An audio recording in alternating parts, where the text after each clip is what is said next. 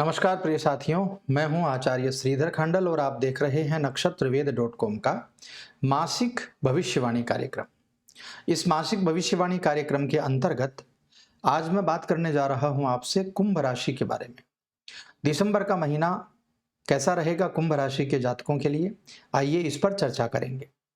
यह कार्यक्रम गोचर पर आधारित है। गोचर में ग्रहों के मूवमेंट को लेकर के जो व्यवस्थाएं बनती हैं, ग्रहों के परिवर्तन के द्वारा जो व्यवस्थाएं बनती हैं, उन व्यवस्थाओं के चलते क्या किसी राशि को मिलता है और क्या खराब होता है, सभी व्यवस्थाएं आपके सामने रखेंगे।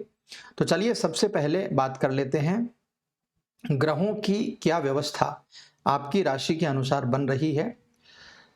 कुंभ राशि के जातकों के लिए सेकंड हाउस में गुरु का प्लेसमेंट रहेगा, थर्ड हाउस में राहु, चतुर्थ भाव में वक्री मंगल की व्यवस्था, नवम भाव में केतु की व्यवस्था रहेगी, दसम भाव में सूर्य बुध और शुक्र की व्यवस्था, जिसमें बुध और शुक्र दोनों अस्त रहेंगे, और स्वग्रही शनि रहेंगे आपके द्वादश भाव में। ऐसी व्यवस्था बनी हुई है। तो इन व्यवस्थाओं के चलते सबसे पहले क्या असर होगा नौकरी करने वाले जातकों के ऊपर, आइए उसके बारे में बात कर लेते हैं। करियर के दृष्टिकोण से यह महीना आपके लिए बहुत बहुत अनुकूलता दिखा रहा है। कैसे दिखा रहा है? क्योंकि दसम भाव में सूर्य बुध और शुक्र की उपस्थिति जो है वो बहुत ही जबरदस्त आपके काम को आगे बढ़ाने में सहयोग करने वाली है आपको। दूसरी बात, मंगल की दृष्टि होने से आपके कार्य क्षेत्र में आपका रुतबा बढ़ेगा, आपके काम में बढ़ोतरी होगी, कुछ नए प्रोजेक्ट आपके हाथ में आ सकते हैं, उनको सही समय पर पूरा करने के लिए आप प्रतिबद्ध होंगे। बहुत ज़्यादा जिम्मेदारियां आपको इस समय दिखाई देंगी और आप भी खूब लगन और मेहनत के साथ में इस समय काम करते हुए नजर आएंगे। यानी कुल मिलाकर के कार्य क्षेत्र की स्थिति जो है वो गोचरीय ग्रहों की व्यवस्था को देखते हुए बहुत जबरदस्त है। इससे क्या होगा, आपकी कार्य कुशलता बढ़ जाएगी। और जैसे ही ग्रहों का मूवमेंट होगा, यानी जब 3 दिसंबर को बुध और 5 दिसंबर को शुक्र देव एकादश भाव में प्रवेश कर जाएंगे, तब सूर्य और मंगल का प्रभाव दसम भाव में पूर्ण रूप से आपको प्रभावित करने लगेगा। ऐसे में जो लोग सरकारी नौकरी कर रहे हैं उनके लिए भी और जो प्राइवेट नौकरी कर रहे हैं उनके लिए भी कार्य क्षेत्र में पदोन्नति के योग आपके लिए बन जाएंगे।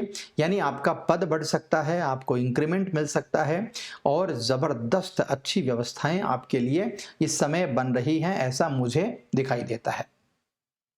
तो कुल मिलाकर के नौकरी करने वालों के लिए यह समय बहुत शानदार है और इस समय में यदि आपकी कुंडली आपका साथ देती है तो आप और भी सोने में सुहागे वाली बात हो सकती है और भी अच्छी व्यवस्थाएं बना सकते हैं।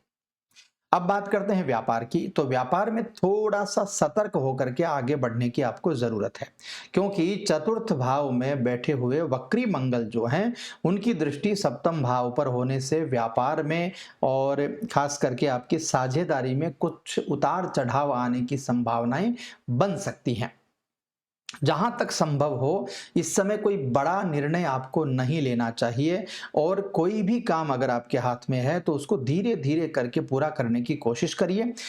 वक्री मंगल का जो प्रभाव है उसको बहुत धीरे धीरे आप दूर कर सकते हैं। यदि बहुत जल्दबाजी आपने करी तो हो सकता है, ऐसी संभावनाएं बन सकती हैं कि आप कोई बड़ा निर्णय लें और उसमें आपका पैसा, समय और मानसिक स्थिति खराब हो सकती है।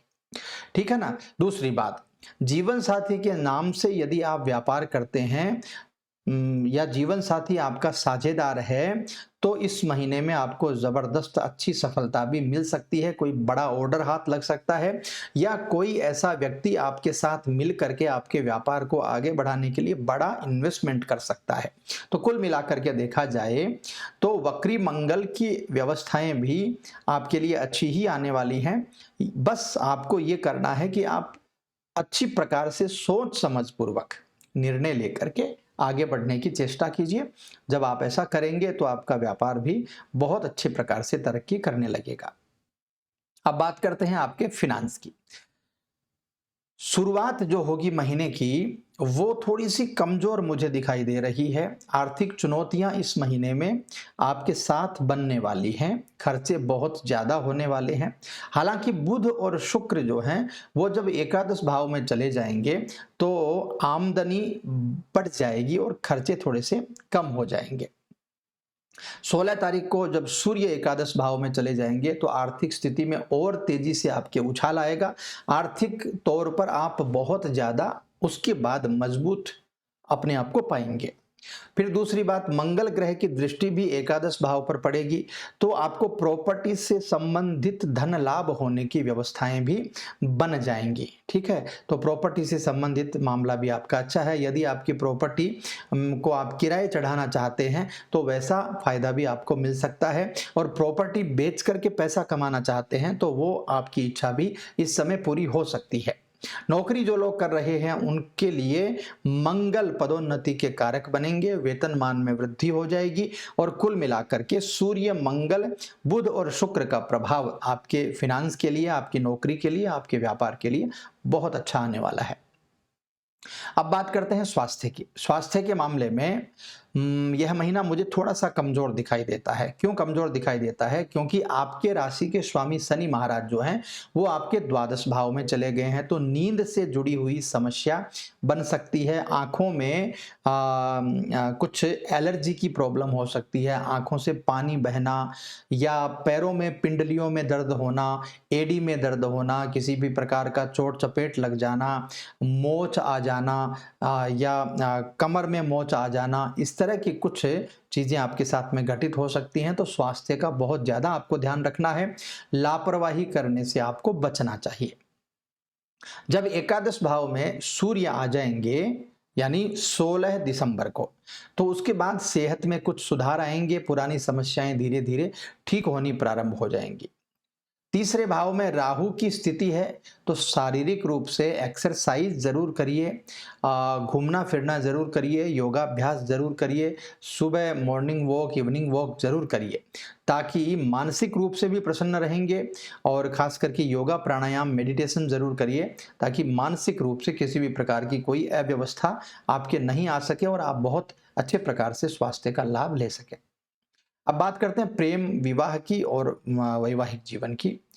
प्रेम संबंधों की बात की जाए तो यह महीना काफी मुझे अनुकूल दिखाई देता है। दिनांक 3 दिसंबर को बुध देव एकादश भाव में आकर के पूर्ण सप्तम दृष्टि से पंचम भाव को देख रहे होंगे, तो पंचम भाव से संबंधित जो परिणाम आपको आने वाले हैं वो बुध देव के कारण बहुत अच्छे आने वाले हैं। इसके बाद में 5 दिसंबर को शुक्र महाराज भी एकादश भाव में चले जाएंगे और पंचम भाव को देख रहे होंगे, तो जबरदस्त रूप से शुक्र आपके लिए प्रेम में अच्छा काम करने वाले हैं। तो कुल मिलाकर के यह महीना आपके लिए काफी अनुकूल प्रेम संबंधों के लिए देखा जा सकता है।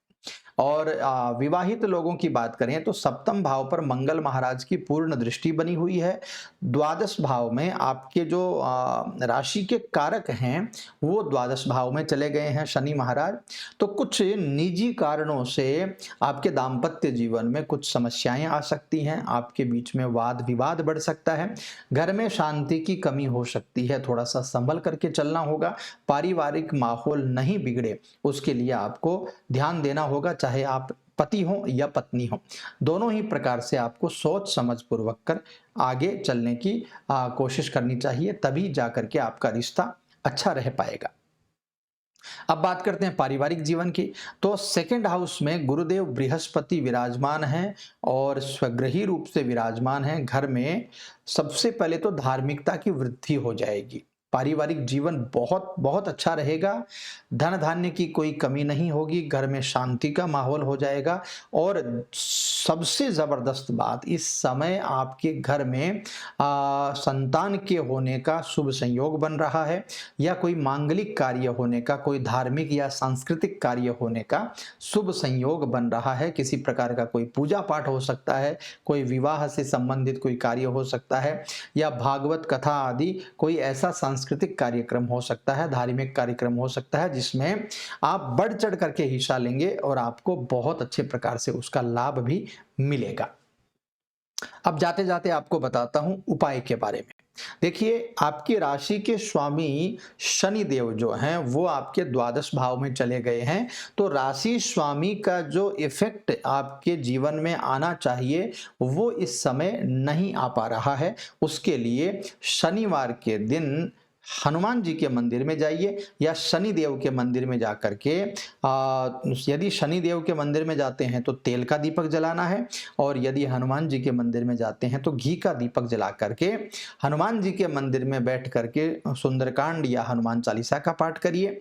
और यदि शनि के मंदिर में जाते हैं तो शनि चालीसा का पाठ जरूर करिए, या फिर शनि का बीज मंत्र जरूर पाठ कर लीजिए, या फिर हनुमान जी का कोई भी एक स्तोत्र ऐसा जिस स्तोत्र के पढ़ने से या जिस मंत्र के पढ़ने से हनुमान जी प्रसन्न होते हों, वैसा कोई मंत्र आपको यदि गुरुजी ने कभी बताया हो तो उस मंत्र की आराधना आप जरूर कर लीजिए, उससे भी आपको फायदा मिल जाएगा। दूसरी बात, केतु आपके 9th हाउस में यानी भाग्य स्थान में विराजमान हैं, तो केतु से संबंधित जो प्रभाव आ रहे हैं वो मेरे हिसाब से बहुत अच्छे नहीं आ रहे हैं।